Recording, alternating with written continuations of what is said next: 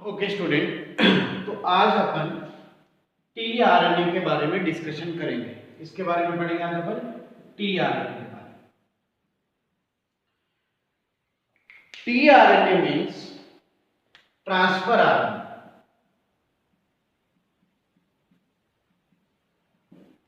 Right बेटा, mRNA last lecture में हुआ हमारा, राइबोसोमल आरएनए आज ऑनलाइन क्लास के ड्यूरिंग डिस्कस किया। अब अपन टीआरएनए के बारे में डिस्कस करेंगे। टीआरएनए को सॉल्युबल आरएनए भी बोला जाता है,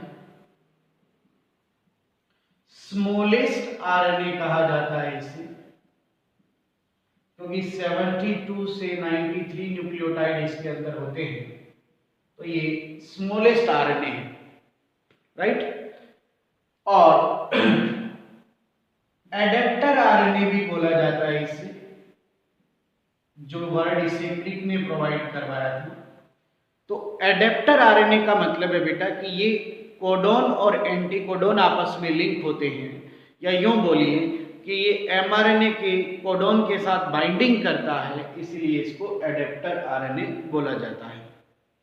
soluble RNA, smallest RNA, adapter RNA, ये टीआरएनए के ही सब नेम हैं। करेक्ट बच्चों? टीआरएनए की अगर बात की जाए तो यूकैरियोटिक सेल में टीआरएनए न्यूक्लियस के अंदर इसका ओरिजिन होगा और साइटोप्लाज्म में इसकी ऑक्यूरेंस होगी, यानी अल्टीमेट बनकर ये साइटोप्लाज्म में ही आ जाएगा। 10 to 15% ये out of total RNA, total RNA का ये 10 to 15% पार्ट होता है। राइट, टीआरएनए जो है वो एम्ब्रियोलॉजी के अंदर बात की जाए तो at the end of cleavage, जब क्लीवेज का एंड हो रहा होता है, यानी गैस्ट्रुला के बिफोर या ड्यूरिंग गैस्ट्रुलेशन इसका फॉर्मेशन होता है टीआरएनए का। और टीआरएनए पर अनयूजुअल नाइट्रोजन बेस बहुत ज्यादा होते हैं, बहुत ज्यादा अमाउंट में अनयूजुअल नाइट्रोजन बेस मिलेंगे। ठीक है ना? तो ये कुछ बेसिक इंट्रोडक्शन है टीआरएनए का। लेकिन टीआरएनए का मेन अगर फंक्शन स्टडी किया जाए तो टीआरएनए का काम है कि कोडोन इंफॉर्मेशन को एमाइनो एसिड तक ट्रांसफर करना, यानी जो कोडोन की इंफॉर्मेशन है वो कोडोन कहां प्रेजेंट है? एमआरएनए पर। तो कोडोन की इंफॉर्मेशन को कहां ट्रांसफर करना है? इस इंफॉर्मेशन को ट्रांसफर करना है किसके पास?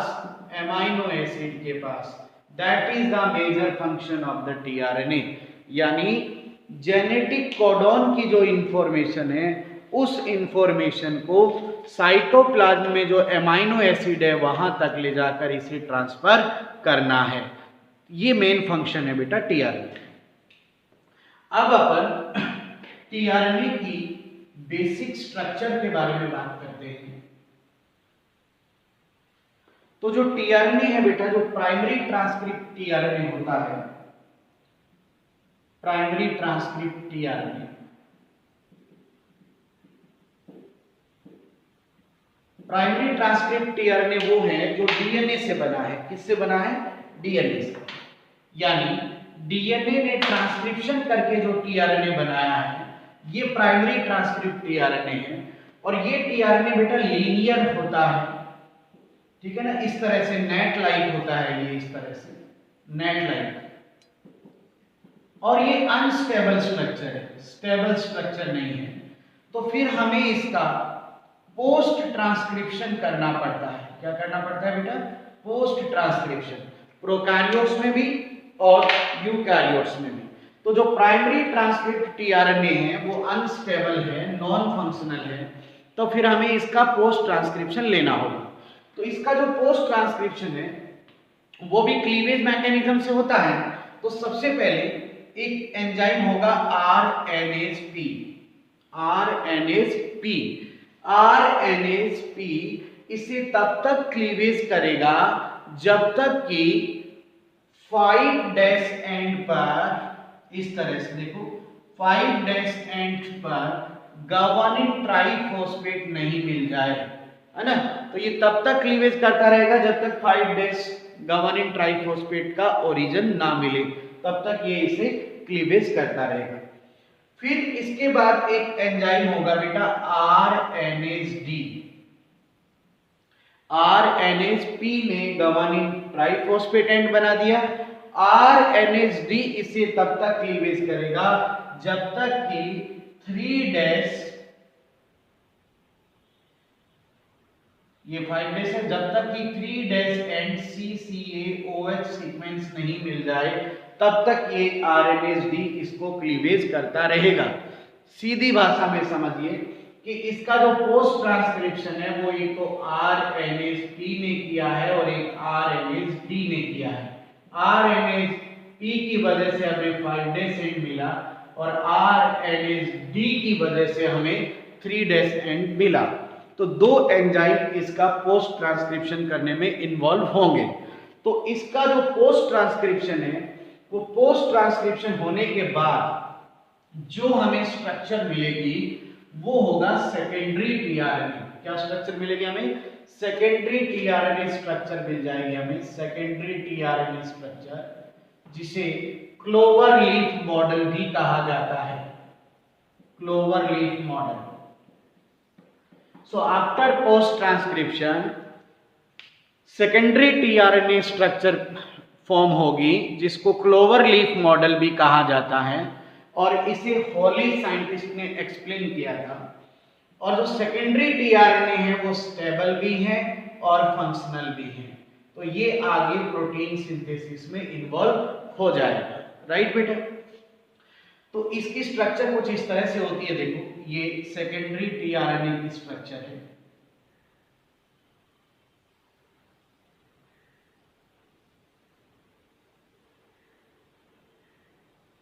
ये सेकेंडरी टीआरएनए है। इस सेकेंडरी टीआरएनए में ये 5 डेसेंड है गवानिन ट्राइफॉस्फेट, ये 3 डेसेंड है, यहां पर साइटोसिन, साइटोसिन, एडेनिन और OH ग्रुप होता है। ठीक है, अब ये जो क्लोवर लीफ मॉडल है इसमें टोटल इसकी स्ट्रक्चर में 5 आर्म आपको नजर आएगी, 5 आर्म नजर आएगी। दैट इज फर्स्ट आर्म, ठीक है। इसको बोलते हैं बेटा एमाइनो एसिड बाइंडिंग साइट या रिकॉग्निशन साइट। बाइंडिंग साइट ही बोल तो ज्यादा बेटर है। ये यहां पर टी, साई, सी ये नाइट्रोजन बेस सीक्वेंस है, तो इस पे लूप भी है और इसमें आर्म भी है। ये लूप है और ये आर्म है, तो इसको बोलते हैं बेटा सेकंड आर्म जो है इसका नाम है राइबोसोम रिकॉग्निशन साइट या बाइंडिंग साइट, या इसे टी, साई, सी लूप आर्म भी बोलते हैं। यानी जो मैंने कहानी सुनाई थी आपको कि राइबोसोम के साथ टीआरएनए बाइंड होता है, तो जो राइबोसोम के साथ टीआरएनए जुड़ेगा वो अपनी सेकंड आर्म से जुड़ेगा। Is it clear? ये थर्ड आर्म है जिसको वेरिएबल आर्म कहा जाता है, और ये फोर्थ लूप और आर्म है। तो यहां पर बेटा जैसे ये एमआरएनए है, इस पर ये कोड है AUG, ये एमआरएनए है, राइट। तो यहां पर एंटी कोड होता है इस तरह से, ये कोड है तो ये क्या है? एंटी कोड है, तो इसको एंटी कोडोन लूप आर्म कहा जाता है। एंटी कोडोन लूप आर्म बोला जाता है इसे। ये चीज जो एमआरएनए के साथ बाइंड होती है, यानी ये वो आर्म है जो एमआरएनए के साथ बाइंड होती है, ये वो आर्म है जो राइबोसोम के साथ बाइंड होती है, और ये वो आर्म है जहां एमाइनो एसिड बाइंड है। और अब यहां पर ये अनयूजुअल नाइट्रोजन बेस है D, ये साई भी क्या है? अनयूजुअल। आपने मेनली नाइट्रोजन बेस क्या पढ़ा है? ATGC या AUGC पढ़ा है ना? ये यूजुअल नाइट्रोजन बेस है, लेकिन इसके अलावा जैसे कि मान लो I है इनोसिन, साई सूडोयूरेसिल, D डाइहाइड्रोथाइमिडिन, ये अनयूजुअल नाइट्रोजन बेस है। ये क्या है? अनयूजुअल नाइट्रोजन बेस है। तो अभी आपने पढ़ा कि टीआरएनए में अनयूजुअल नाइट्रोजन बेस बहुत ज्यादा होते हैं, तो जैसे यहां पर भी है, ये देखो डी, तो इसे डी लूप आर्म भी बोलते हैं और ये 5th आर्म है बेटा। इस आर्म का काम है कि जो इंफॉर्मेशन यहां मिली है इसके अकॉर्डिंग ये इंफॉर्मेशन एंजाइम तक पहुंचाना। तो यहां पर एक एंजाइम है amino acid synthetase recognition site, यानी ये इस इंफॉर्मेशन के अकॉर्डिंग इस एंजाइम को रिकॉग्नाइज करेगी और उसको इंफॉर्मेशन देगी। बेटा अगर 20 टाइप के एमाइनो एसिड हैं तो फिर ये एंजाइम भी 20 टाइप के होते हैं, तो फिर प्रत्येक इंफॉर्मेशन जिस एमाइनो एसिड के लिए है उस एंजाइम को रिकॉग्नाइज करके ये आर्म उसको मैसेज ट्रांसफर करेगी। तो ये सेकेंडरी टीआरएनए है जिसमें 5 आर्म है, first arm, second, third, fourth और 5th। राइट बेटा, यहां पर पेयर्ड नाइट्रोजन बेस भी होते हैं इस तरह से, इस पर लगभग 7 पेयर नाइट्रोजन बेस है, यहां पर लगभग 5 पेयर बेस पेयर है, यहां 4 बेस पेयर है,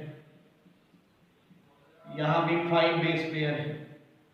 तो ये इस तरह से पूरी स्ट्रक्चर है बेटा क्लोवर लीफ मॉडल की। Is that clear? थोड़ा और आपको बताना चाहूंगा मैं इसके बारे में कि बेटा अगर ये सेकेंडरी टीआरएनए स्ट्रक्चर में फोल्डिंग हो जाए, इसमें क्या हो जाए? फोल्डिंग हो जाए, इसकी आर्म जो है वो फोल्ड हो जाए, तो फिर टर्सरी टीआरएनए बन जाता है जिसकी स्टडी एस.एच. किम ने की थी। और टर्सरी टीआरएनए जो है इनवर्स एल शेप का होता है बेटा, tertiary tRNA inverse L shape का होता है और ये स्टेबल स्ट्रक्चर, बहुत ज्यादा स्टेबल स्ट्रक्चर है जो सेकेंडरी टीआरएनए की आर्म्स में फोल्डिंग होने की वजह से बनती है। Is that clear? तो उम्मीद है मुझे कि आपको, खैर आपके टर्सरी टीआरएनए आपके सिलेबस में नहीं है लेकिन फिर भी मैंने आपको बता दिया है कि वो सेकेंडरी टीआरएनए में फोल्डिंग होने से बनता है, वो ज्यादा स्टेबल स्ट्रक्चर होगी। आपको सेकेंडरी टीआरएनए देखना है, क्लोवर लीफ मॉडल आपको अच्छे से देखना है। अब देखो बेटा यहां पर पूरी बात आपको सिखाते हैं, देखो इसको एक्सप्लेन करते हैं अपन अच्छे से। तो प्रोटीन सिंथेसिस की कहानी तो आपको आती है ना पहले अच्छे से। प्रोटीन सिंथेसिस कहाँ होगा? साइटोप्लाज्म में। कहानी एक बार थोड़ा सा रिव्यू ले लीजिए कहानी का। कहानी कुछ इस तरह से है कि डीएनए ने अपना मैसेज किसको दे दिया है? अपना मैसेज किसको दे दिया? एमआरएनए को। डीएनए ने प्रोटीन बनाने का मैसेज किसको दे दिया? एमआरएनए को, कि जाओ इस मैसेज के अकॉर्डिंग प्रोटीन बना के आइए। राइट? लेकिन एमआरएनए के पास मैसेज तो है और प्रोटीन बनाने के लिए ये मैसेज किसको पहुंचाना है? एमाइनो एसिड को। यानी ये मैसेज हमें किसको देना है? एमाइनो एसिड को। और मैसेज है किसके पास? एमआरएनए के पास। लेकिन प्रॉब्लम ये है कि एमआरएनए एमाइनो एसिड को जानता नहीं है ना। तो एमआरएनए भटक रहा था बेचारा, उदास उदास की यार मैसेज तो आ गया लेकिन पहुंचाएं कैसे? एड्रेस ही नहीं पता है, जानते ही नहीं है। तो एमआरएनए को रास्ते में मिल जाता है कौन? राइबोसोम। राइबोसोमल आरएनए मिल जाता है कि भाई कैसे घूम रहे हो ऐसे मायूस मायूस। तो राइबोसोम बोला या एमआरएनए बोला कि यार एक समस्या है कि डीएनए ने मुझे मैसेज दे दिया कि ये मैसेज लेके जाओ और प्रोटीन बनाओ। अब मैं उनको जानता नहीं हूं कि मैसेज देना किसको है। तो राइबोसोम ने पहले तो 2-3 सुना दिया इसको कि ऐसे काम करते ही क्यों हो जो तुमसे नहीं होते। ये बोला कोई बात नहीं भाई, एक बार तो काम कर। तो राइबोसोम बोले चिंता मत कर, तू सही जगह आया है, मैं सबको जानता हूँ, सारे काम करवा दूंगा, ठीक है। तो एमआरएनए जो है वो राइबोसोम को कहता है कि आप मेरे साथ चल। तो ये एमआरएनए है और इसके साथ बैठ जाता है इसके ऊपर राइबोसोम। इसीलिए कहते हैं प्रोटीन सिंथेसिस के लिए मेन स्ट्रैंड कौन है? प्रोटीन सिंथेसिस के लिए टेम्पलेट का काम कौन करता है? एमआरएनए करता है। तो पहले एमआरएनए कहानी में आया है, उसके बाद कौन आ गया है? राइबोसोम। राइबोसोम इसे लेके जाता है टीआरएनए के पास। ये लो जी टीआरएनए। अब आपको ये बात अच्छे से पता है कि टीआरएनए राइबोसोम के साथ बाइंड हो सकता है, पता है आपको। तो अब ये राइबोसोम एमआरएनए को टीआरएनए के पास लेके जाता है। तो ये टीआरएनए है, इस तरह से देखिए, उल्टा बनाया मैंने, है ना। ये अपनी दूसरी आर्म से देखो बाइंड हो गया। ये टीआरएनए की सेकंड आर्म है और ये राइबोसोम के साथ बाइंड हो गया। तो आप सुनिएगा, तो राइबोसोम जाके टीआरएनए का गेट खड़खड़ाता है, टीआरएनए बाहर आता है, बोलो बोलो क्या काम है? तो राइबोसोम बोले नहीं बस ऐसे ही आए। बोले ऐसे रोज तो नहीं आए, काम बोलिए क्या है?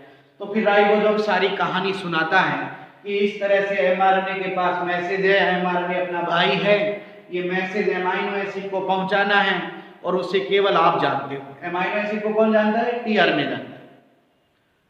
तो एक एक बार हमारी मदद करो। तो अब राइबोसोम टीआरएनए को सारी कहानी सुनाता है। तो टीआरएनए बोले लाओ मैसेज लाओ, कहाँ है? तो ये है मैसेज, यहाँ पर ये मैसेज है, कोड, ये मैसेज है। तो अब ये टीआरएनए अपने एंटी कोड से इसके साथ जुड़ जाता है, यानी यहाँ पर ये जुड़ जाता है और ये मैसेज टीआरएनए को मिल जाता है। टीआरएनए ये मैसेज अपनी इस आर्म को देता है, पांचवी आर्म को। पांचवी आर्म ये मैसेज एंजाइम को देगी, एंजाइम ये मैसेज एमाइनो एसिड को देगा। इस तरह ये मैसेज एमाइनो एसिड के पास पहुंचता है और फिर ये एमाइनो एसिड यहां आकर बाइंड हो जाते हैं पहली आर्म के साथ। बात समझ आ गई? करेक्ट। लेकिन ध्यान आपको ये रखना है कि मैसेज के अकॉर्डिंग ही एमाइनो एसिड स्पेसिफिक मैसेज होता है, स्पेसिफिक एमाइनो एसिड के लिए। तो टीआरएनए एक बात बोलता है कि भाई मैं मैसेज तो दे दूंगा, तुम लोग प्रोटीन कैसे बनाओगे? एमाइनो एसिड तो चलो, एमाइनो एसिड तो मैं बहुत सारे जोड़ दूंगा इस तरह से, ये एमाइनो एसिड, सारे एमाइनो एसिड को मैं मैसेज तो दे दूंगा, लेकिन उन एमाइनो एसिड को जोड़ोगे तभी तो प्रोटीन बनेगी।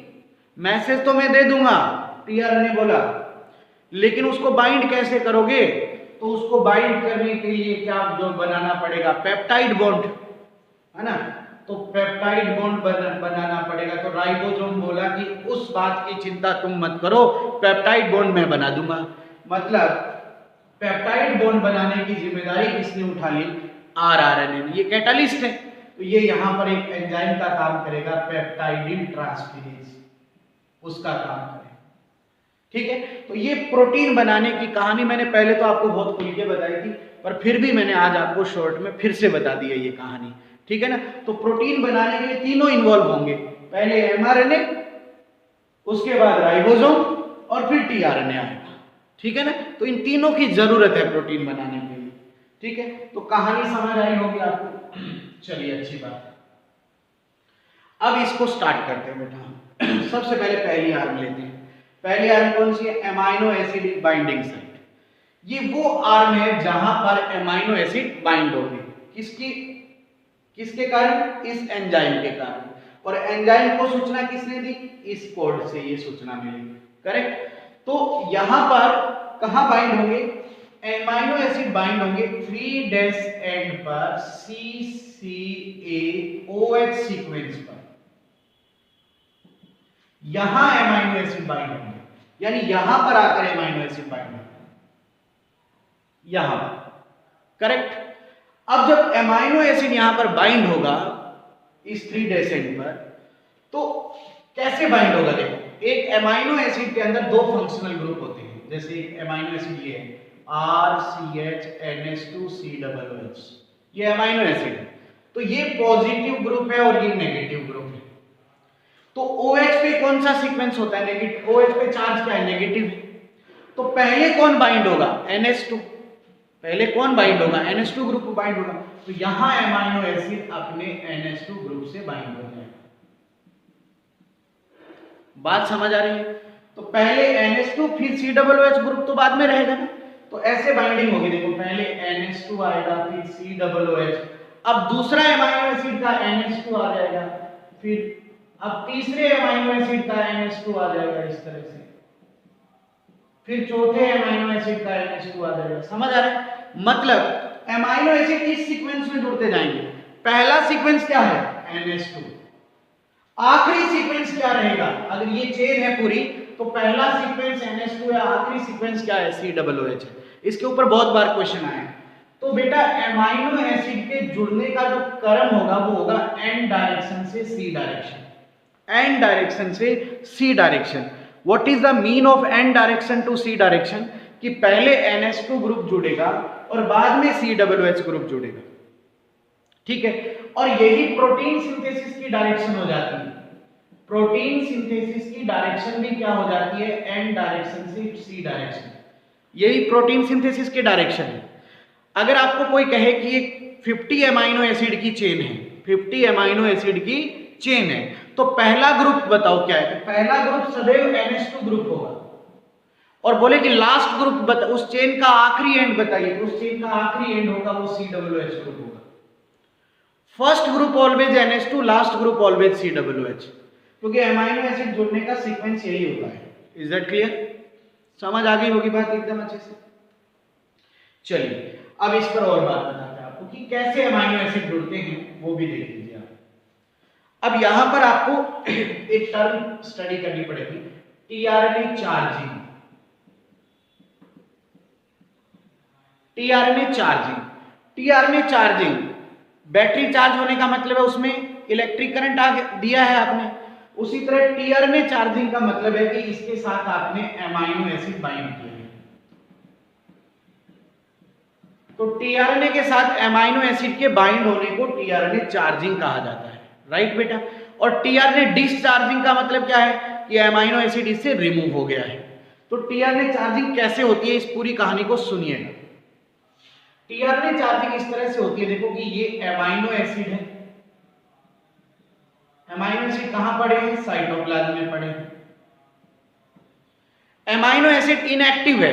क्या है ये? इनएक्टिव। इनके पास कोई मैसेज नहीं है, कोई सूचना नहीं है, ये आराम से मौज फरमा रहे हैं, इनएक्टिव है। तो ये जो अमाइनो एसिड है इनके साथ एटीपी एनर्जी आती है, जुड़ती है इनके साथ, और एनर्जी जुड़वाने का काम कर रहा है अमाइनो एसिड सिंथेटेज, ये वाला एंजाइम। तो ये एंजाइम इन अमाइनो एसिड के पास जाता है सूचना लेकर कि बोलो भाई जागो, काम करो, समय हो गया है। तो ये बोले कुछ नाश्ता पानी तो दो, तो ये नाश्ता पानी आ गया एनर्जी, और एंजाइम आ गया इनको जगाने के लिए। तो अब बन जाएगा amino acid AMP enzyme complex, है ना? दो एनर्जी यूज होगी तो एटीपी से दो फॉस्फेट निकाल दोगे तो AMP बचेगा। करेक्ट? ये एक्टिव कॉम्प्लेक्स है। अब ये एक्टिव कॉम्प्लेक्स, ये वाला एक्टिव कॉम्प्लेक्स tRNA से रिएक्ट करता है। तो अब क्या बन जाएगा आपके पास? अमाइनो एसिड tRNA बन जाएगा, यानी अमाइनो एसिड tRNA के साथ जुड़ जाएंगे, प्लस अलग क्या हो जाएगा आपका बेटा? AMP अलग हो जाएगा और एंजाइम अलग हो जाएगा। ये अमाइनो एसिड जुड़ गए tRNA के साथ, ठीक है ना? इसलिए tRNA का नाम है अमाइनो एसिल tRNA बोलते हैं इसे। अमाइनो एसिल tRNA का मतलब कि वो चार्ज है, उसके साथ अमाइनो एसिड जुड़े हुए हैं। तो ये चार्जिंग कुछ इस तरह से होती है।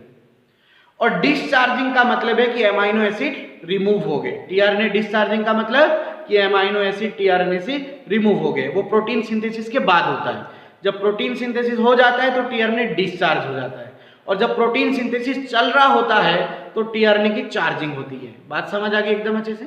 राइट। तो ये वाली बात तो समझ आ गया। इसी तरह की दूसरी आर्म देखो, दूसरी आर्म क्या है? Ribosome recognition site. तो ये वो आर्म है जो बाइंड होगी बेटा राइबोसोम के साथ। तो आज मैंने आपको ऑनलाइन क्लास में भी बताया था कि राइबोसोम जो होता है, राइबोसोम के पास इस तरह से दो यूनिट होती है, एक A यूनिट और एक P यूनिट। बताया था ना आज? A का मतलब एमाइनो एसिड साइट और P का मतलब पेप्टाइडिल साइट। पूरी कहानी याद है ना आपको? तो देखो ये mRNA है जैसे, तो सबसे पहले ये जो टीआरएनए है वो इस ए साइड से जुड़ेगा अपनी सेकंड आर्म से, तो इस तरह से ये टीआरएनए यहाँ पे जुड़ जाएगा। ये टीआरएनए ए साइड से जुड़ेगा, पहले ए साइड इसको रीड करेगी, अगर ये कोडोन के अकॉर्डिंग है, यानी कोडोन के अकॉर्डिंग ये है एंटीकोड वाला, तो प्रूफ चेक करने के बाद ए साइट इसे पी को ट्रांसफर कर देगी, यानी अब ये पी को ट्रांसफर हो गया, देखो इस तरह से, राइट बेटा, ये पी को ट्रांसफर हो गया। पी यानी पेप्टाइडिल साइट, पेप्टाइडिल साइट इसे एमआरएनए के कोडोन से जुड़वा देगी, देखो इस तरह से ये जुड़ जाएगा, राइट। तो ये इस तरह से राइबोसोम के साथ बाइंड होता है, तो राइबोसोम की ए साइट से बाइंड होता है वो, और ए साइट इसे बाद में ट्रांसफर कर देती है पी साइट, ठीक है। बताइए, मैंने आज की क्लास में भी सुबह पूरा समझा दिया था, ठीक है, ओके। इसके बाद वेरिएबल आर्म है जिसका कोई स्पेसिफिक खास फंक्शन नहीं है। अब आते हैं अपन फोर्थ आर्म के ऊपर, तो ये कौन सी है, एंटीकोडोन। अब ध्यान से सुनो बेटा, यहां पर मैं कुछ समय लगाऊंगा और आपको अच्छे से ये बात समझानी पड़ेगी। देखो डीएनए है ये, ठीक है, ध्यान से सुनना। डीएनए के दो स्ट्रैंड होते हैं, 3' 5' 5' 3', ठीक है। अपन यहां पर एक सीक्वेंस लिखते हैं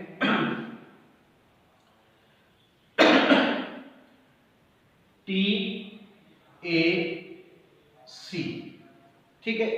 यहां पर क्या है, यहां पर है ATG, ये सीक्वेंस डीएनए का हो गया। अब दोनों में से कौन सा स्ट्रैंड आरएनए बनाएगा, ये वाला बनाएगा, तो इसका एमआरएनए बना लिया।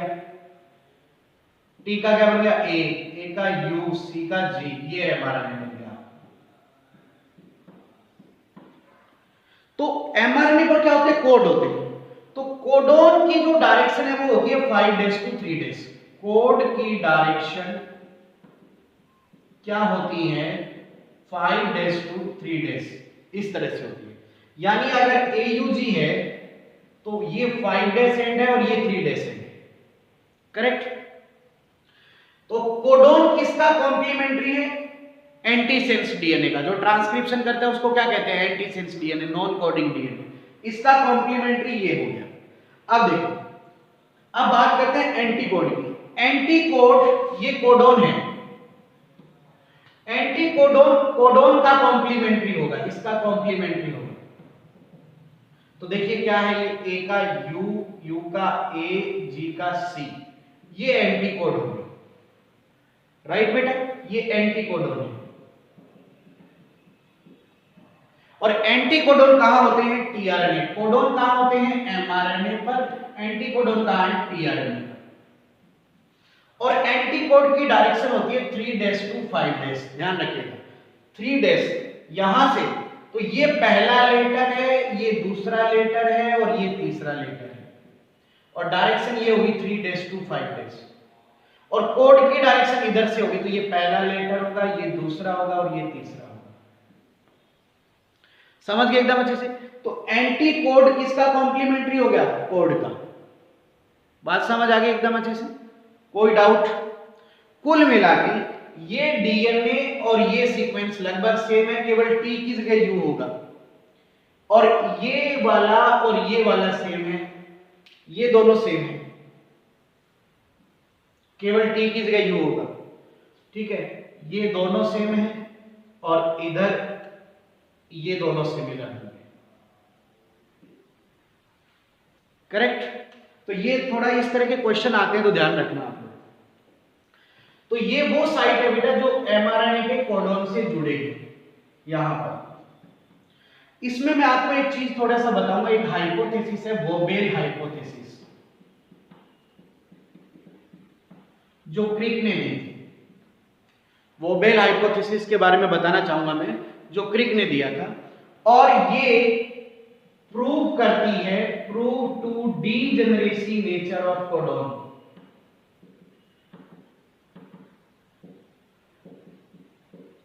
कोडोन की डीजेनरेसी नेचर को प्रूव करती है वोबेल हाइपोथेसिस। अब देखिए ना, ये क्या है वोबेल हाइपोथेसिस, इसको समझाते हैं आपको, और डीजेनरेसी नेचर क्या होती है इसको भी समझाते हैं। बेटा टोटल 64 कोडोन है। कोडोन कितने होते हैं? 64। जेनेटिक कोड का मैं टॉपिक लेके आऊंगा इसके बाद, तो उसमें सिखाऊंगा मैं। कोड कितने हैं? 64। और एमाइनो एसिड कितने हैं? 20। यानी 64 कोडोन के पास 20 एमाइनो एसिड के लिए इंफॉर्मेशन है। और 64 में से 3 तो नॉनसेंस कोडोन है, स्टॉप कोडोन है, तो उनको हटा दीजिए आप। चलो 61 कोडोन मान लीजिए, सेंस कोडोन है, 61 सेंस कोडोन है। तो 61 कोडोन के पास मैसेज है 20 एमाइनो एसिड के लिए। इसका मतलब ये हुआ, इस बात का मतलब ये हुआ कि कोडोन की डीजेनरेसी नेचर है। अब डीजेनरेसी नेचर का मतलब ये हुआ कि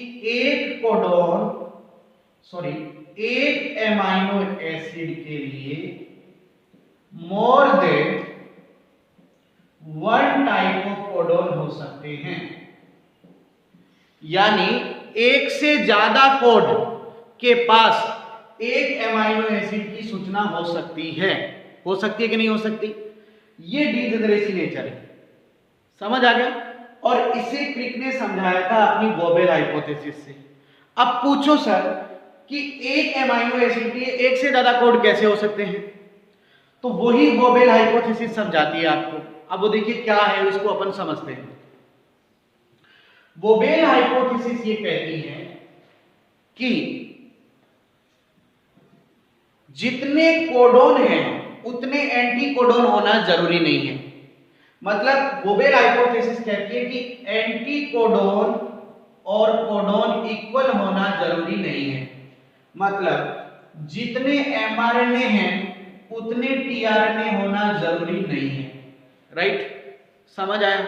जैसे 61 कोडोन है तो इसके लिए 61 एंटी कोडोन वाले टीआरएनए होने चाहिए। अगर इस कोडोन का एमआरएनए है तो इस कोडोन का टीआरएनए होना चाहिए। तो अगर 61 कोड है तो फिर 61 ही क्या होने चाहिए? टीआरएनए होने चाहिए। लेकिन ऐसा नहीं होता है। 61 कोडोन के लिए अगर हम एक नॉर्मल सेल की बात करें तो 55 टीआरएनए। अगर हम माइटोकॉन्ड्रिया में 61 कोडोन की बात करें तो उसमें 22 टीआरएनए है। ये माइटोकॉन्ड्रिया में। मतलब जितने कोडोन है उतने एंटी कोडोन वाले टीआरएनए होना जरूरी नहीं है। ये वोबेल हाइपोथेसिस कहती है। राइट? और इसी के कारण डीजेनरेसी प्रूव होती है। देखिए कैसे, अभी आपको समझ आएगा धीरे धीरे। देखिए कैसे। वो इसलिए बेटा कि वोबेल हाइपोथेसिस ये कहती है कि प्रोटीन बनाने के लिए, प्रोटीन सिंथेसिस के लिए, एमाइनो एसिड सिंथेसिस के लिए कोडोन और एंटी कोडोन के 2 नाइट्रोजन बेस या न्यूक्लियोटाइड में कॉम्प्लीमेंट्री पेयरिंग होनी चाहिए। थर्ड न्यूक्लियोटाइड कॉम्प्लीमेंट्री पेयरिंग करे, ये नेसेसरी नहीं है, नॉट नेसेसरी। अब ध्यान से समझना। वोबेल हाइपोथेसिस कहती है कि जैसे ये कोड है AUG, इसका पहला न्यूक्लियोटाइड ये है, दूसरा ये है, तीसरा ये है। Direction 5 days to 3 days। Right? और ये एंटीकोड है। एंटीकोड क्या है? UAC। तो एंटीकोडोन की डायरेक्शन ये होती है 3 days to 5 days। तो इसका पहला ये हो गया, दूसरा ये हो गया, तीसरा ये हो गया। वोबेल हाइपोथेसिस ये कहती है कि कोड का पहले 2 न्यूक्लियोटाइड कॉम्प्लीमेंट्री पेयरिंग करनी चाहिए। यानी A के साथ U होना चाहिए और U के साथ A होना चाहिए। तीसरा कॉम्प्लीमेंट्री पेयरिंग करे ये कोई जरूरी नहीं है, केवल 2 की पेयरिंग होनी चाहिए। और 2 तो कईयों के एक जैसे मिल जाएंगे। इसलिए जिन कोडोन के 2 न्यूक्लियोटाइड एक जैसे हैं वो ज्यादातर एक एमाइनो एसिड बना सकते हैं। इसलिए जिन एंटी कोडोन्स के 2 पेयर हो रहे हैं, 2 जैसे मान लो कि UA वाला ये टीआरएनए भी इसके साथ जुड़ सकता है, ये भी जुड़ सकता है इसके साथ। राइट? UAG वाला भी जुड़ सकता है इसके साथ, जुड़ सकता है ना, क्योंकि 2 पेयरिंग होनी चाहिए ना। ये 2 तो पेयर हो जाएंगे, है ना। UAG वाला भी जुड़ सकता है और UAC, यानी ये आप देखिए कि इस कोड के साथ जुड़ने के लिए ये वाला सीक्वेंस भी इससे जुड़ सकता है, ये वाला भी जुड़ सकता है। समझ आ रही है ये बात? इसीलिए कहते हैं कि 20 एमाइनो एसिड के लिए कोड ज्यादा हो सकते हैं, क्योंकि पहले 2 की पेयरिंग कॉम्प्लीमेंट्री होनी चाहिए, तीसरे की कॉम्प्लीमेंट्री पेयरिंग हो ये कोई जरूरी नहीं है। बात समझ आई? यानी एक टीआरएनए 2-3 कोड के साथ जुड़ सकता है। जैसे एक मिनट में आपको सिखाता हूं, जैसे ये टीआरएनए है UAC, ये टीआरएनए है। अब ये AUG कोड के साथ भी जुड़ सकता है, ये इसके साथ, क्योंकि 2 की पेयरिंग कॉम्प्लीमेंट्री होनी चाहिए ना।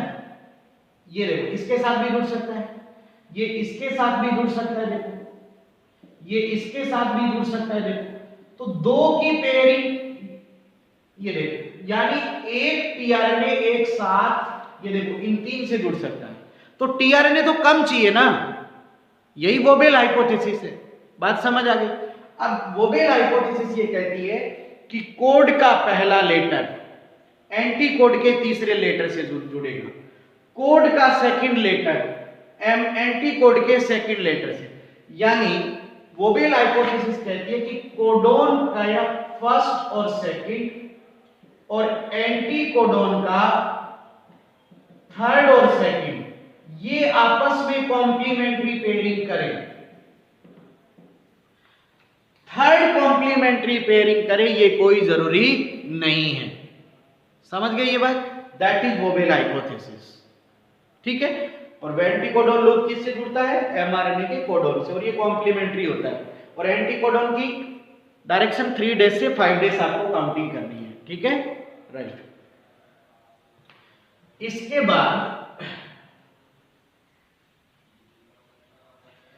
बाद बेटा अब देखो, ये जैसे पेयरिंग कर लेगा ये इंफॉर्मेशन 5th आर्मी के पास आएगी, और 5th आर्मी ये मैसेज एंजाइम को देगा, और एंजाइम ये मैसेज, अब देखो ये मैसेज इस 5th आर्म इस मैसेज के अकॉर्डिंग एंजाइम को रिकॉग्नाइज करेगी, और ये एंजाइम जाके ये मैसेज किसको देगा? एमाइनो एसिड को, और फिर ये एमाइनो एसिड यहां पर आकर क्या होंगे बताओ? बाइंड होंगे। इस तरह से ये टीआरएनए की पूरी स्ट्रक्चर है। होपफुली आपको समझ आई होगी टीआरएनए की स्ट्रक्चर अच्छे से। करेक्ट? बताइए कोई डाउट?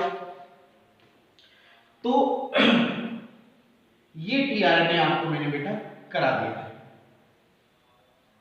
अब बेटा टीआरएनए के बाद हम लोग बात करते हैं आज ट्रांसलेशन। ट्रांसलेशन का मतलब है कि एमआरएनए, आरआरएनए और टीआरएनए ये तीनों मिलकर प्रोटीन बनाएंगे, दैट इज ट्रांसलेशन। ट्रांसलेशन हमेशा साइटोप्लाज्म में होता है। करेक्ट बेटा? ट्रांसलेशन एन डायरेक्शन से सी डायरेक्शन में होता है, मतलब एमाइनो एसिड की चेन का पहला ग्रुप एमाइनो ग्रुप होगा और आखिरी ग्रुप COOH होगा। बताया था ना मैंने आपको? ट्रांसलेशन सेल डिवीजन की G1 और G2 फेज में होता है।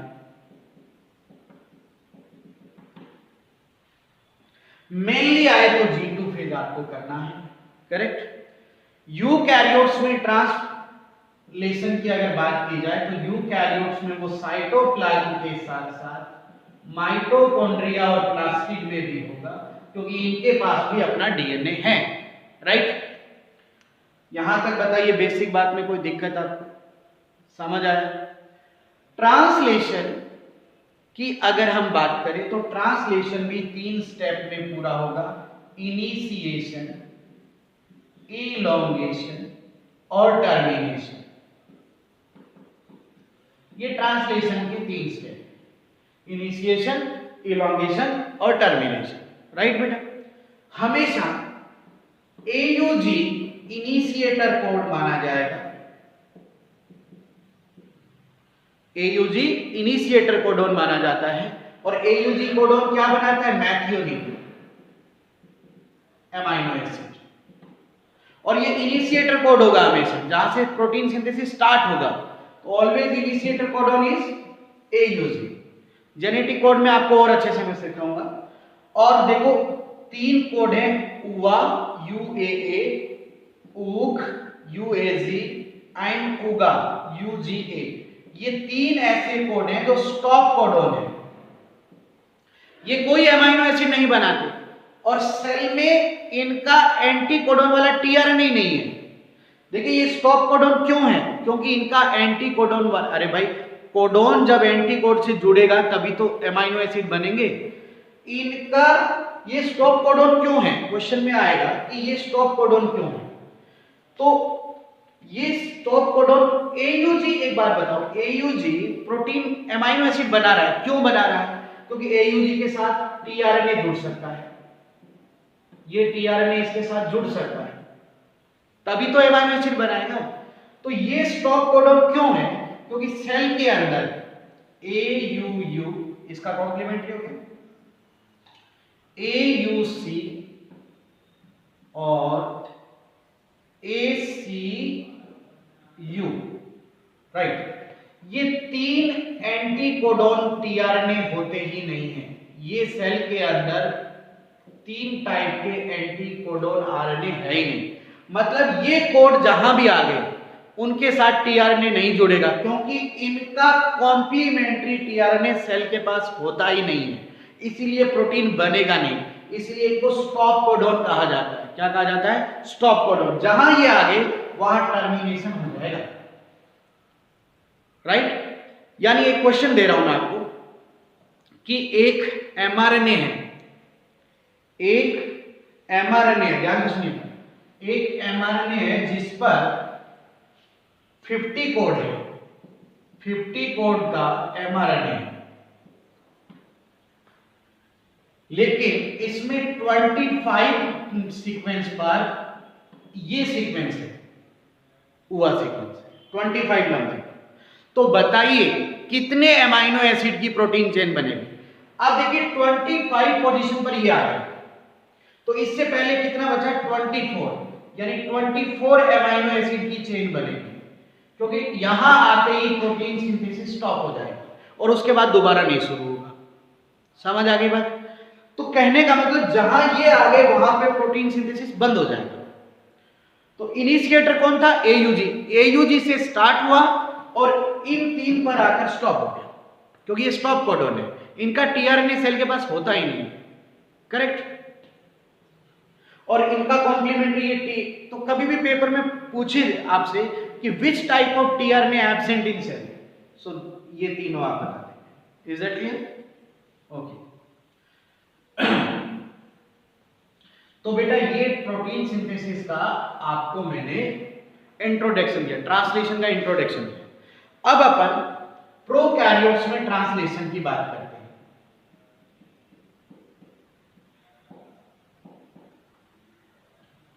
किसकी बात करते हैं? Prokaryotic translation. तो वही बात है, 3 स्टेप होंगे, इनिशिएशन, इलोंगेशन और टर्मिनेशन, राइट। इनिशिएशन मतलब शुरू करना, इलोंगेशन मतलब आगे बढ़ेगा और टर्मिनेशन मतलब एंड हो जाएगा, राइट।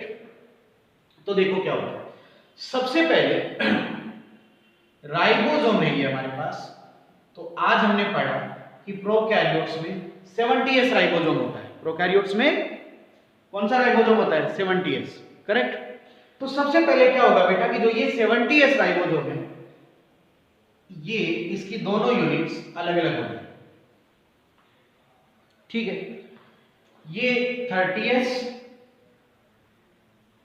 और ये 50S सेपरेट हो जाएंगे दोनों, करेक्ट। पहला स्टेप ध्यान से समझ आया। और अब ये वापस ना जुड़े, इनिशिएशन के लिए जरूरी है कि ये दोनों वापस ना आए। तो यहां पर एक फैक्टर जुड़ जाता है IF3। I बोले तो इनिशिएशन, F बोले तो फैक्टर। तो IF का मतलब हो गया इनिशिएशन फैक्टर और 3 सिंबल है। तो IF3 इनको वापस नहीं जोड़ने देगा, स्टेबल बना देगा इसको। और यहां पर एक फैक्टर जुड़ जाएगा IF6। तो IF6 इसको स्टेबल बना देगा, स्मॉल यूनिट से नहीं जोड़ने देगा। और IF3 स्मॉल यूनिट को स्टेबल बना देगा, वो इसको नहीं जुड़ने देगा। बात समझ आई? तो दोनों यूनिट क्या रहेगी? सेपरेट रहेगी। बात सीख गए एकदम अच्छे से। तो ये पहला स्टेप है, ठीक है। दूसरा स्टेप कुछ इस तरह से है कि ये tRNA है,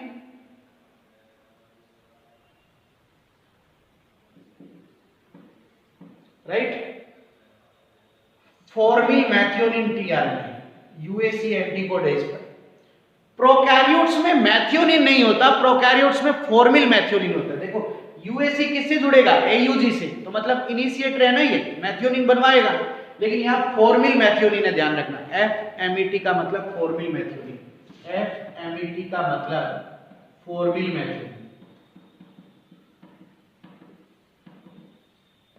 करेक्ट। तो ये अब जुड़ेगा एक फैक्टर के साथ IF2 प्लस GTP एनएल।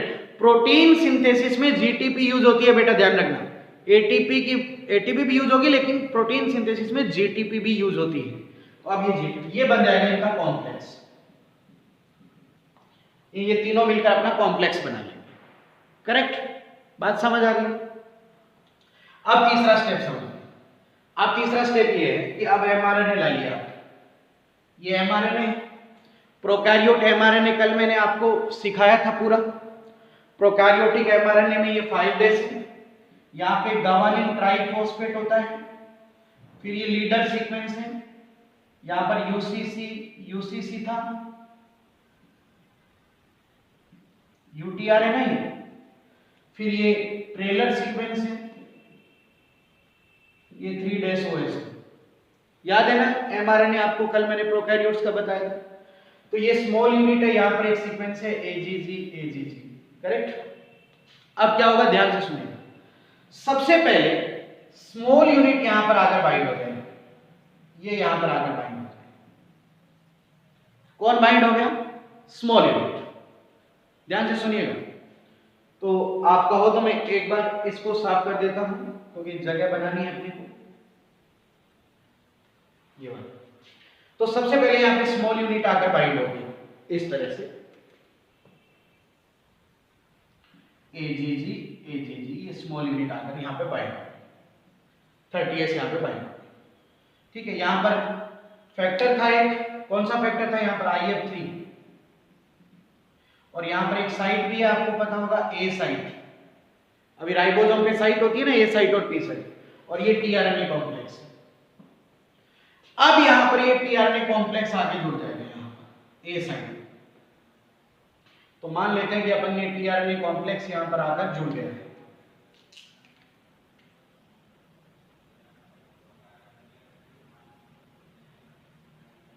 ये tRNA कॉम्प्लेक्स आकर जुड़ गया है। पहले स्मॉल यूनिट आई, फिर tRNA कॉम्प्लेक्स आकर A साइट के पास जुड़ गया यहां पर, ये बनी। अब लार्ज यूनिट आएगी, लेकिन लार्ज यूनिट आ नहीं सकती। पूछो क्यों नहीं आ सकती? क्योंकि IF3 और IF6 है, ये दोनों आपस में जुड़ेंगे नहीं, इनकी जस्ती नहीं है। तो अब यहां पर एक फैक्टर आएगा, ये tRNA कॉम्प्लेक्स यहां पे जुड़ गया है। अब एक फैक्टर होगा IF5, इनिशिएशन फैक्टर 5। वो क्या करेगा? इसकी वजह से यहां से ऑल फैक्टर रिलीज हो जाएंगे, सारे फैक्टर रिलीज हो जाएंगे, GTP भी GDP में कन्वर्ट हो जाएगी, राइट। तो जब सारे फैक्टर रिलीज हो जाएंगे तो अब ये लार्ज यूनिट भी आकर यहां पर जुड़ जाएगी इसके साथ, कुछ इस तरह से। अब ये लार्ज यूनिट आकर यहां पर बाइंड होगी, लार्ज यूनिट, करेक्ट, जुड़ गई। अब लार्ज यूनिट के यहां पर बाइंड होने के बाद यहां पर P साइट है, ये कोड है AUG, इनिशिएटर कोड आ गया ना, AUG। अब ये जो tRNA है वो A साइट इसे P साइट को ट्रांसफर कर देगी। तो अब ये tRNA यहां पर देखो ट्रांसफर हो गया इस तरह से, और वही बात UAC, ये बाइंड हो जाएंगे और ये पहला अमीनो एसिड बन जाएगा। तो जो ये कोड होगा उसी के अकॉर्डिंग यहां पर अमीनो एसिड बन जाएगा। तो ये अमीनो एसिड क्या बन गया? Formal methionine. Is that clear? समझ गए? तो ये इनिशिएशन है। सबसे पहला क्या था? राइबोसोम दोनों अलग अलग हो गए थे। IF3 और IF6 ने उनको स्टेबल बना दिया था। फिर टीआरएनए का कॉम्प्लेक्स बना किसके साथ? GTP और IF2 के साथ। सबसे पहले स्मॉल यूनिट बाइंड हुई साइनेड अल्गानो सीक्वेंस पर, है ना। स्मॉल यूनिट बाइंड होने के बाद टीआरएनए कॉम्प्लेक्स बाइंड हुआ ए साइड पर। फिर IF5 ने सारे फैक्टर हटा दिए, 3, 6, 2 सब फैक्टर हटा दिए। तो अब ये आया 50S यहाँ पे बाइंड हुई। अब टीआरएनए ए साइड से पी साइड को ट्रांसफर हुआ और ये कोड एंटीकोड जुड़े और एमाइनो एसिड बन गए इस तरह से। That is initiation. और फर्स्ट एमाइनो एसिड यहां पर क्या बनेगा? Formal methionine prokaryotes. तो ये प्रोकैरियोट्स का इनिशिएशन मैंने आपको बताया। बात समझ आई कि नहीं आई बताओ? कोई डाउट? चलिए अब मैं क्या करता हूं, आपको कंपैरिजन भी करा देता हूं साथ साथ।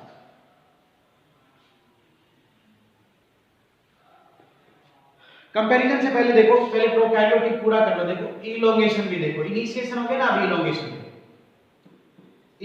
देखते हैं। इनिशिएशन हो गया, अब दूसरा स्टेप क्या ले रहे हैं? इलोंगेशन। अब इलोंगेशन में क्या होगा, पहले कल्पना करिए। देखिए ये mRNA है, ये 5 डेज है, ये 3 डेज है, ये OH, ठीक है। पहला कोड ये था, यानी पहला काम यहां पर हो गया है आपका, ये इस तरह से पहला एमाइनो एसिड बन चुका है, टीआरएनए ने बना दिया है यहां पर इस तरह से, पहला बन गया ना। अब आपको इलोंगेशन करना है। इलोंगेशन मतलब इस चीज को आगे बढ़ाना है। तो क्या होगा इलोंगेशन में, क्या क्या चीजें होती है आपको ये देख के बताना है। नंबर 1 कि राइबोसोम आगे मूव करेगा, यानी राइबोसोम यहां आएगा। इलोंगेशन में यहां से राइबोसोम आगे आएगा ना, तो इलोंगेशन में पहला काम होगा राइबोसोम का ट्रांसलोकेशन।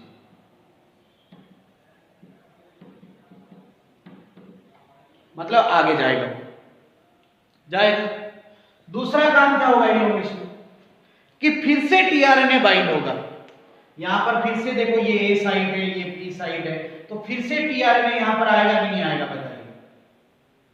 पहले ए पर आएगा, ए उसे पी को ट्रांसफर करेगा, तो फिर क्या होगा बताओ? टीआरएनए की बाइंडिंग होगी। और फिर से यहां पर एमाइनो एसिड बनेगा इस कोड के अकॉर्डिंग। मान लीजिए कि यहां कोड AUC है, तो फिर से यहां नया एमाइनो एसिड बनेगा और एक पहले बना हुआ है। तो एमाइनो एसिड बनने के बाद इन एमाइनो एसिड में क्या बनाना पड़ेगा? Peptide bond. तो तीसरा होगा पेप्टाइड बॉन्ड फॉर्मेशन।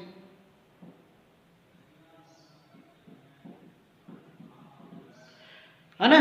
अब फिर ये काम होने के बाद फिर ये राइबोसोम आगे चला जाएगा, फिर टीआरएनए बाइंड होगा, फिर से आपको पेप्टाइड बॉन्ड बनाना पड़ेगा। मतलब इलोंगेशन में 3 स्टेप चलते रहेंगे। क्या क्या चलते रहेंगे?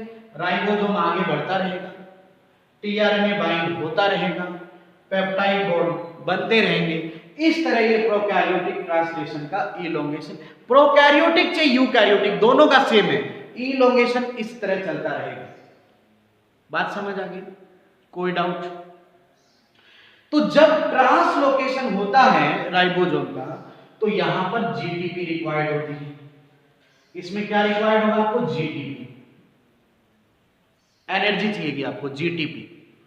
और इसमें एक फैक्टर काम आएगा जिसका नाम है EFG। ये फैक्टर है। EF का मतलब इलोंगेशन फैक्टर, यानी ये इलोंगेशन में काम आने वाला फैक्टर है। बात समझ आ गई? तो ये GT एनर्जी तो चाहिए ना भाई, राइबोसोम आगे मूव करेगा, फंक्शन करेगा, तो एनर्जी चाहिए GTP, और एक फैक्टर की जरूरत होगी, उसका नाम है इलोंगेशन फैक्टर। ये इस GTP की साइक्लिंग को रेगुलेट करेगा, GTP की साइक्लिंग को रेगुलेट करेगा ये फैक्टर। इसी तरह जब टीआरएनए बाइंड होगा, तो टीआरएनए बाइंड जब शुरू में हुआ तब भी GTP लगा था, तो टीआरएनए बाइंडिंग के लिए भी GTP चाहिए, राइट। दूसरी बात कि इस टीआरएनए की बाइंडिंग में जो GTP चाहिए, इसका साइकिल भी रेगुलेट करना पड़ेगा। तो यहां पर फैक्टर होंगे EFTU एंड EFTS, ये फैक्टर चाहिए। EFTU और EFTS, ये दो फैक्टर यहां पर GTP की साइक्लिंग करेंगे टीआरएनए बाइंडिंग में। तो ये राइबोसोम के ट्रांसलोकेशन में फैक्टर और जीटीपी, तो ये टीआरएनए की बाइंडिंग में जीटीपी और फैक्टर। आपसे इतना बताना है आपको। और पेप्टाइड बॉन्ड जो बनाएगा वो कौन बनाता है? राइबोसोम। आज सुबह के लेक्चर में बताया था मैंने, राइबोसोम की लार्ज यूनिट का लार्ज आरएनए पेप्टाइड बॉन्ड बनाता है, यानी ये काम करेगा पेप्टाइडिल ट्रांसफरेज एंजाइम, और इसको चाहिएगा एटीपी। तो अल्टीमेट तौर पर समझ आया हमें कि 2 जीटीपी लगेगी और 1 एटीपी लगेगी। एटीपी इस स्टेप में लगेगी पेप्टाइड बॉन्ड बनाने में, करेक्ट? तो बताइए ये इलोंगेशन समझ आया? तो इस तरह ये प्रोसेस आगे से आगे चलती जाएगी और इलोंगेशन आगे बढ़ता जाएगा, करेक्ट? इसी तरह बेटा टर्मिनेशन की बात करते हैं। अब जैसे ये एमआरएनए है और एमआरएनए की ये टर्मिनेशन साइट है, तो अब तीसरा स्टेप सिखाएंगे आपको। तीसरा स्टेप है टर्मिनेशन।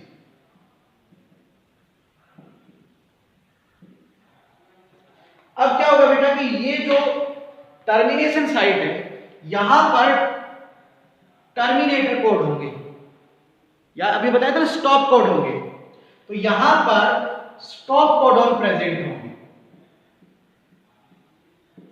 अब स्टॉप कोडॉन कोई भी हो सकता है, कौन सा हो सकता है?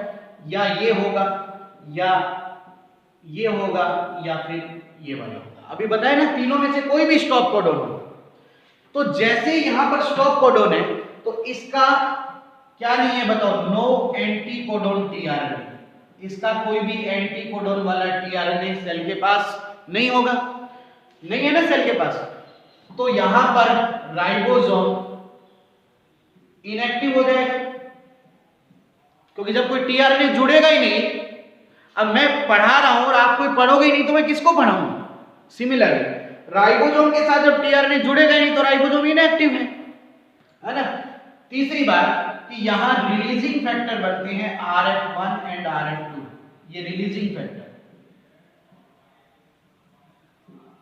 ये रिलीजिंग फैक्टर की हेल्प से राइबोसोम यहां से रिलीज हो जाएगा, राइबोसोम रिलीज हो जाएगा। राइबोसोम रिलीज हो गया, टीआरएनए कोई है नहीं, तो फिर प्रोटीन सिंथेसिस टर्मिनेट हो गया। समझ आ गया एकदम अच्छे से?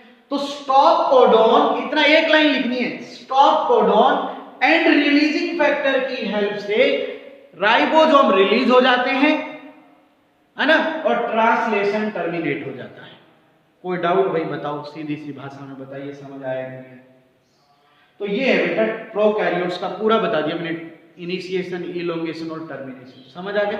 इलोंगेशन में केवल आपको ये बातें बताना, ये 3 स्टेप होते हैं, ठीक है? अब स्टॉप कोडॉन आने पर प्रोटीन सिंथेसिस टर्मिनेट हो जाएगा, ठीक है बेटा? अब देखो थोड़ा सा यूकैरियोटिक ट्रांसलेशन पे नजर डाल दीजिए। इसका इलोंगेशन और टर्मिनेशन तो एकदम लगभग सेम है प्रोकैरियोट्स की, ठीक है ना? तो थोड़ा इनिशिएशन को देख लीजिए। इनिशिएशन पहला स्टेप देख लीजिए। तो इसका पहला स्टेप कुछ इस तरह से होगा, देखो जैसे ये एमआरएनए, तो यहां पर ये लीडर सीक्वेंस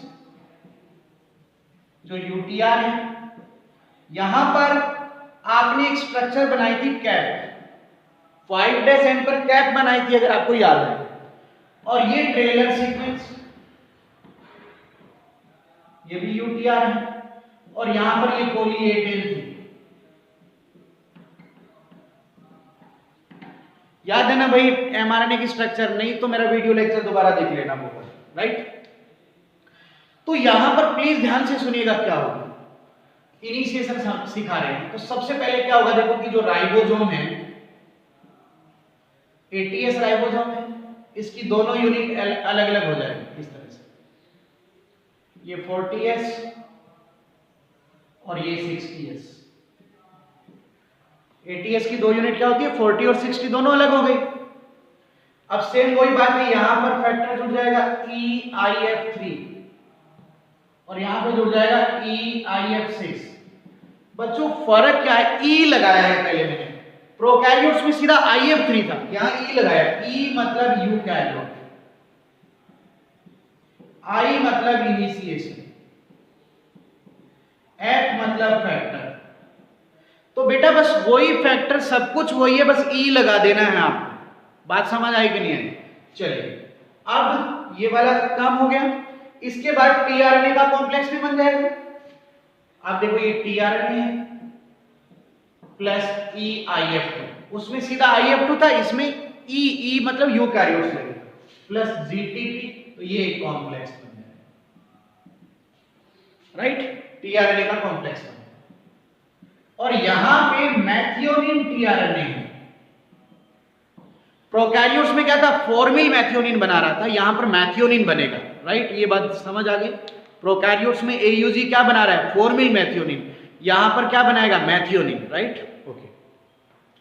अब कहानी बहुत ही सिंपल है। प्रोकैरियोट्स में राइबोसोम यहां पे जुड़ रहा था लीडर सीक्वेंस में, लेकिन यहां पर कैप पे जुड़ेगा, राइट। तो अब ये स्मॉल यूनिट यहां पर बाइंड होगी, इसमें फैक्टर चाहिएगा EIF4।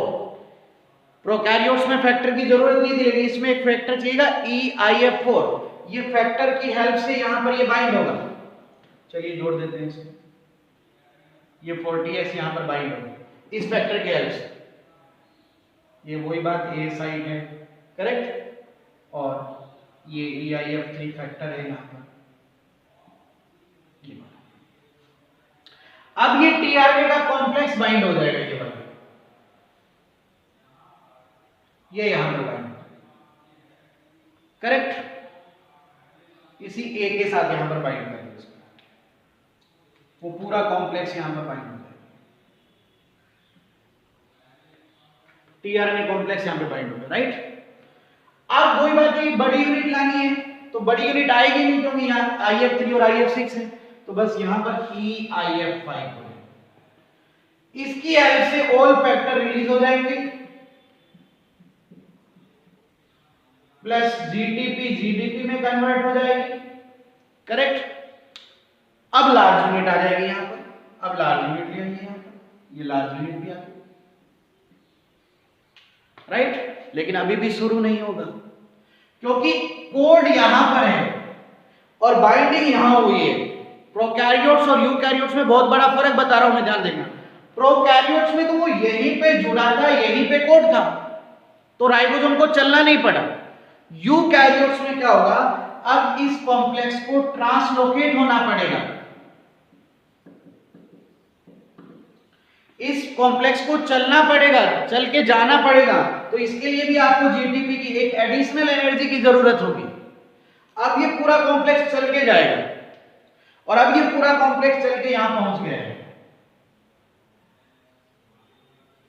ये A साइड, ये B साइड, समझ रहे हो। तो अब ये जो टीआरएनए है वो A साइड से P साइड को ट्रांसफर होगा और इस तरह से ये अब कोड एंटीकोड मिलेंगे और पहला अमाइनो एसिड बन जाएगा मैथियोनिन, करेक्ट। ये इनिशिएशन है यूकैरियोट्स का। क्या फर्क देखा आपने, पहला फर्क, ये कैप पर बाइंड होंगे, first difference. Second difference, EIF4 की रिक्वायरमेंट होगी। थर्ड डिफरेंस, इसमें मैथियोनिन बनता है। फोर्थ डिफरेंस कि इसमें राइबोसोम को ट्रांसलोकेट होकर चल के जाना पड़ता है। तो ये यूकैरियोटिक का इनिशिएशन है बेटा। इलोंगेशन और टर्मिनेशन सेम है बेटा लगभग, बस वो जो फैक्टर थे उनके आगे ई लगा देना। जैसे कि वो जो फैक्टर आपने लिखा था, इलोंगेशन के जो फैक्टर आपने लिखे हैं, इलोंगेशन में आपने जो फैक्टर लिखा था ना EFG, तो उसके आगे बस ई लगा देना, EFG। इसी तरह जब EFTU, EFTS, E मतलब eukaryotes, E represent to eukaryotes, is that clear. तो इलोंगेशन टर्मिनेशन सेम है, इनिशिएशन में जो फर्क है वो मैंने बता दिया है, राइट। कोई डाउट किसी तरह का? इस तरह से बेटा ट्रांसलेशन का टॉपिक आज हमने पूरा किया है। नेक्स्ट लेक्चर में हम जेनेटिक कोड लेकर आएंगे, है ना। तो उम्मीद है कि आपको समझ आया होगा। Thank you very much.